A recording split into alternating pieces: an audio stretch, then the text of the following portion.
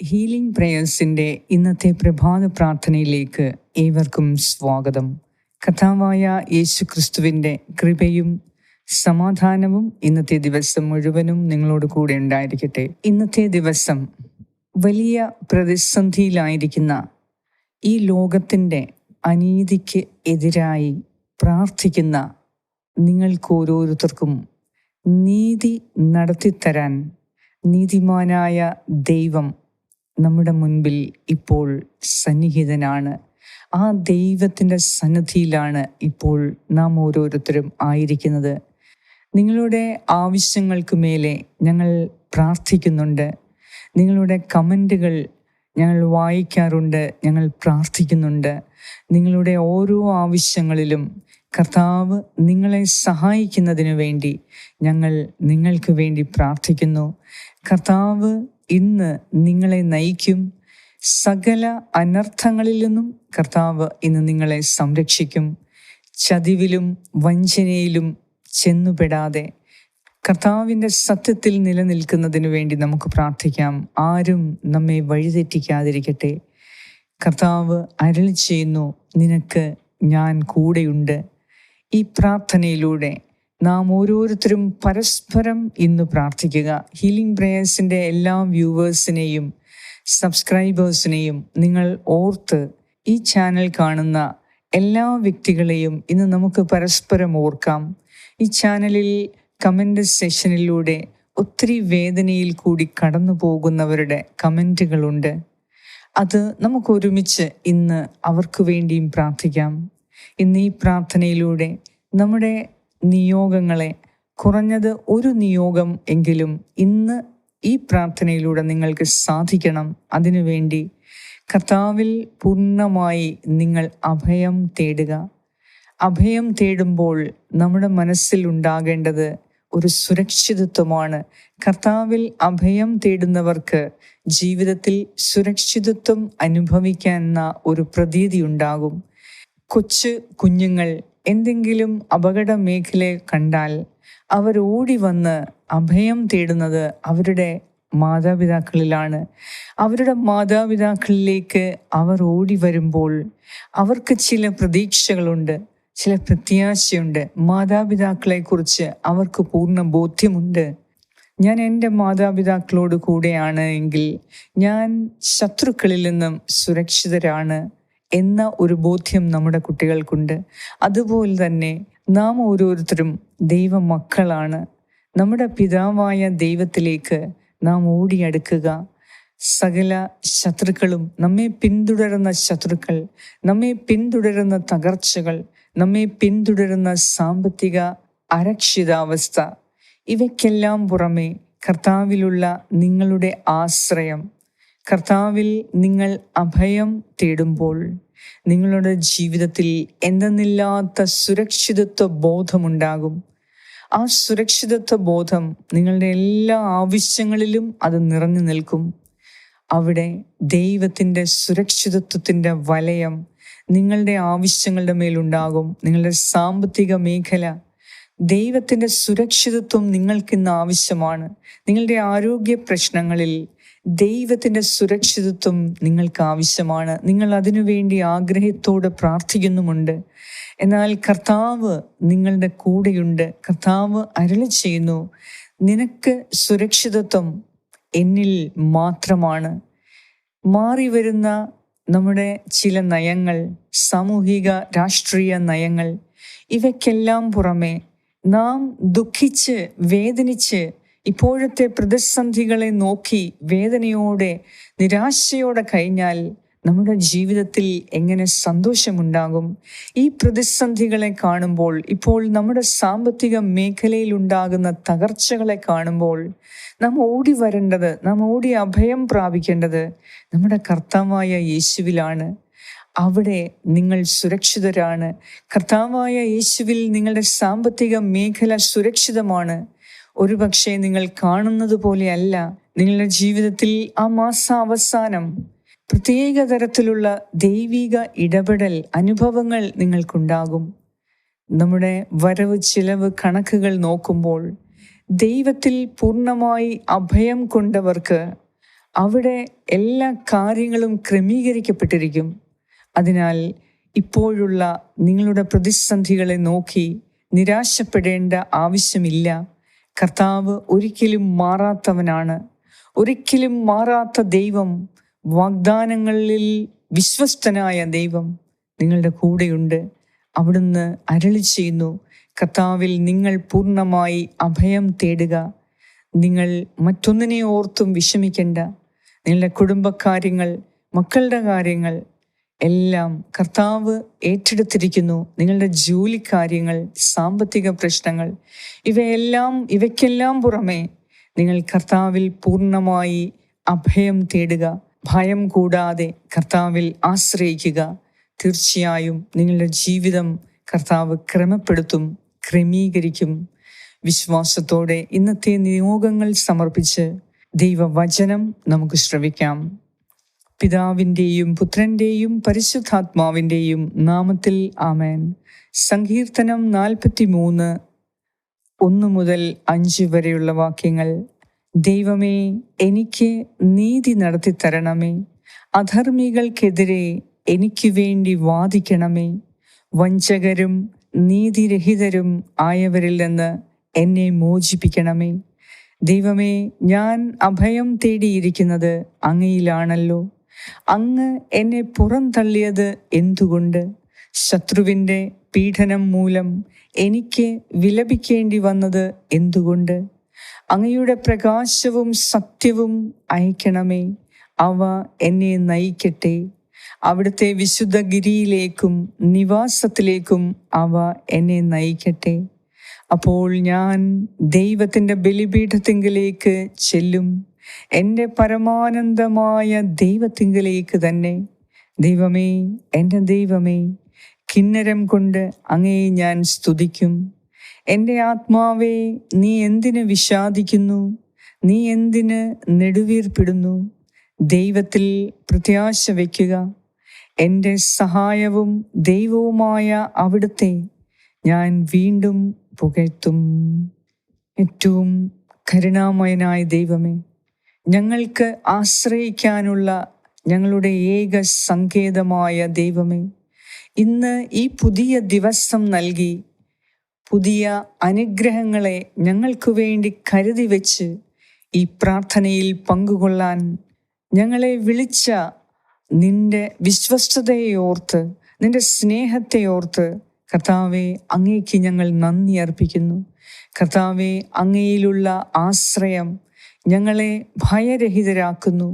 അങ്ങയിലുള്ള പൂർണ്ണമായ ആശ്രയം ഞങ്ങളുടെ ജീവിതത്തിൽ ഒരു പുതിയ സുരക്ഷിതത്വം അനുഭവപ്പെടുന്നു.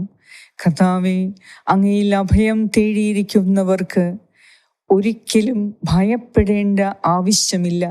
അങ്ങയിൽ അഭയം തേടിയിരിക്കുന്നവർക്ക്, അങ്ങയെ പൂർണ്ണമായി ആശ്രയിക്കുന്നവർക്ക് ചുറ്റുമുണ്ടാകുന്ന പ്രതിസന്ധിയിൽ നിന്നും, ചുറ്റുമുണ്ടാകുന്ന പ്രശ്നങ്ങളിൽ നിന്ന്, ചുറ്റുമുണ്ടാകുന്ന തിരസ്കരണങ്ങളിൽ നിന്ന്, വെല്ലുവിളികളിൽ നിന്ന് ഓരോ ദിവസവും ആ വേദനയെ അകറ്റി, തിരസ്കരണം അകറ്റി, ദൈവത്തിൻ്റെ സ്നേഹത്തിൽ കൂടുതൽ വിശ്വസിക്കുന്നതിനും കർത്താവിൻ്റെ സുരക്ഷിതത്വം അനുഭവിക്കുന്നതിനും മറ്റ് പുറമേയുള്ള പ്രതിസന്ധികളും പ്രശ്നങ്ങളും ഒന്നും നമ്മെ അലട്ടാതിരിക്കുന്നതിനും ദൈവത്തിലുള്ള പൂർണ്ണമായ ആശ്രയം നമ്മെ സഹായിക്കും.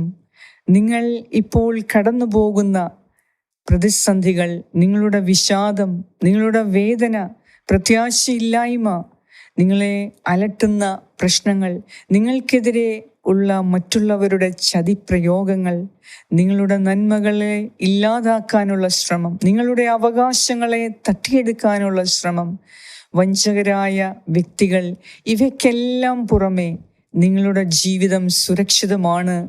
കർത്താവിൽ പൂർണ്ണമായി നിങ്ങൾ ആശ്രയിക്കുക. കർത്താവിൽ ആശ്രയിക്കുന്നവന് ഒന്നിനെയും ഭയപ്പെടേണ്ടതില്ല. ഏത് പ്രതിസന്ധി വന്നാലും, ഏത് പ്രശ്നങ്ങൾ വന്നാലും കർത്താവ് നിങ്ങളെ ഉയർത്തിയിരിക്കും. എത്രമാത്രം നിങ്ങളെ ഈ ലോകം തകർക്കാൻ ശ്രമിച്ചാലും, നിങ്ങളുടെ സാമ്പത്തിക മേഖലയെ അടിച്ചമർത്താൻ ശ്രമിച്ചാലും, നിങ്ങളുടെ പുരോഗതിയെ എല്ലാം കൊണ്ടും തടസ്സപ്പെടുത്താൻ ശ്രമിച്ചാലും നിങ്ങൾ കർത്താവിൽ ആശ്രയിക്കുന്നു എങ്കിൽ കർത്താവ് തീർച്ചയായും നിങ്ങൾക്ക് സുരക്ഷിതത്വം നൽകും. നിങ്ങൾ ഭയപ്പെടേണ്ട ആവശ്യമില്ല. എൻ്റെ കർത്താവേ, എന്നെ കേൾക്കുന്ന ഈ സഹോദരങ്ങൾക്ക് വേണ്ടി ഞാൻ ഇന്ന് പ്രത്യേകം പ്രാർത്ഥിക്കുന്നു.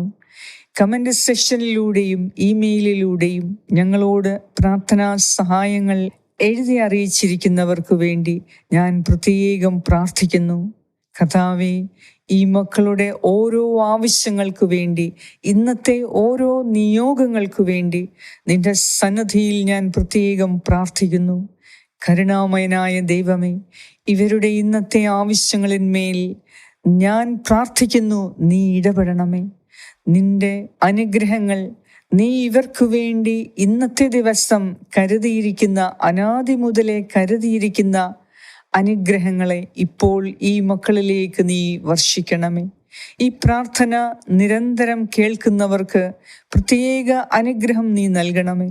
മുടങ്ങാതെ ഈ പ്രാർത്ഥന കേൾക്കുന്നവർക്ക്, അവരുടെ കുടുംബത്തിന് നിന്റെ അനുഗ്രഹം മുടങ്ങാതെ ഉണ്ടാകണമേ എന്ന് ഞാൻ പ്രാർത്ഥിക്കുന്നു.